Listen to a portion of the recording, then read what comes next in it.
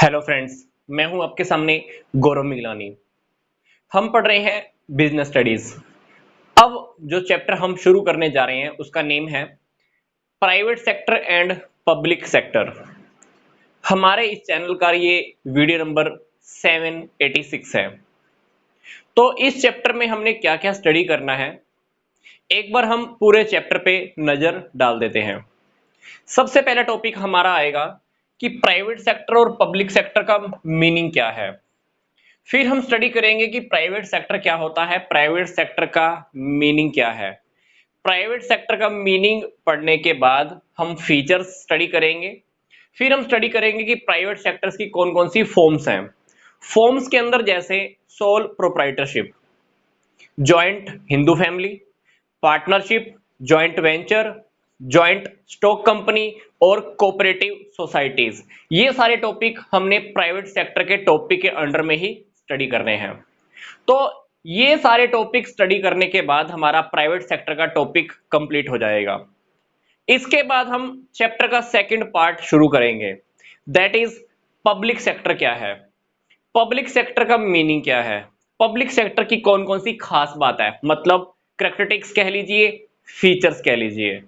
फिर हम बात करेंगे कि पब्लिक सेक्टर को हम कौन कौन से 3 पार्ट्स में डिवाइड कर सकते हैं, मतलब फॉर्म्स ऑफ पब्लिक एंटरप्राइजेस, जिसमें सबसे पहला हमारा पार्ट आएगा वो है डिपार्टमेंटल अंडरटेकिंग्स का।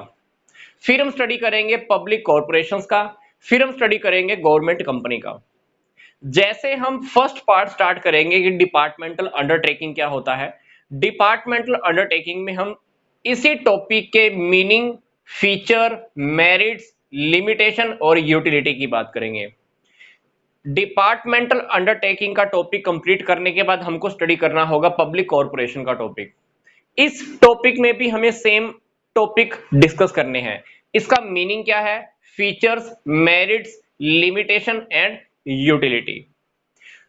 पब्लिक कॉर्पोरेशन के बाद हम डिस्कस करेंगे कि गवर्नमेंट कंपनी का मीनिंग क्या है, गवर्नमेंट कंपनी के फीचर्स, मेरिट्स, लिमिटेशन और यूटिलिटी क्या होगी।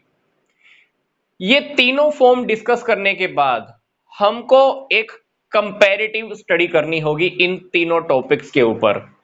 तीनों में क्या सिमिलरिटीज है, क्या डिसिमिलरिटीज है, क्या क्या मैच होता है और क्या क्या ऐसा है जो तीनों में डिफरेंस क्रिएट करता है। कंपैरेटिव स्टडी के बाद हम डिस्कस करेंगे कि डिफरेंस क्या है प्राइवेट सेक्टर और पब्लिक सेक्टर में। डिफरेंस का टॉपिक डिस्कस करने के बाद हम ये देखेंगे changing role of public sector, public sector का आज रोल कैसे चेंज होता जा रहा है। इस टॉपिक के बाद हम लास्ट छोटा सा टॉपिक है हमारा बिल्कुल डिस्कस करेंगे, दैट इज जॉइंट सेक्टर का। हमारा टॉपिक नंबर 8 है पर बिल्कुल छोटा सा है, जॉइंट सेक्टर का।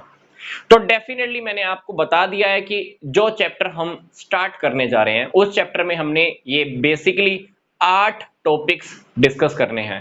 स्टार्टिंग हमारी चैप्टर के इंट्रोडक्शन से होगी, प्राइवेट सेक्टर का टॉपिक डिस्कस करेंगे, देन पब्लिक सेक्टर पे आएंगे, पब्लिक सेक्टर का मीनिंग क्या है, फीचर्स क्या है, फिर पब्लिक सेक्टर को हम कौन से 3 पार्ट्स में डिवाइड कर सकते हैं, देन हम इन तीनों सेक्टर्स का कंपैरेटिव स्टडी करने वाले हैं, डिफरेंस देखेंगे पब्लिक सेक्टर और प्राइवेट सेक्टर में क्या डिफरेंस होता है, फिर देखेंगे कि पब्लिक सेक्टर का रोल कैसे चेंज हो रहा है, फिर एक छोटा सा टॉपिक है जो मैं आपको बता रहा हूं लास्ट में हमको स्टडी करना है, दैट इज जॉइंट सेक्टर का। तो आइए अब हम नेक्स्ट वीडियो से इस चैप्टर को आगे कंटिन्यू करेंगे। यहां तक का वीडियो देखने के लिए आपका धन्यवाद।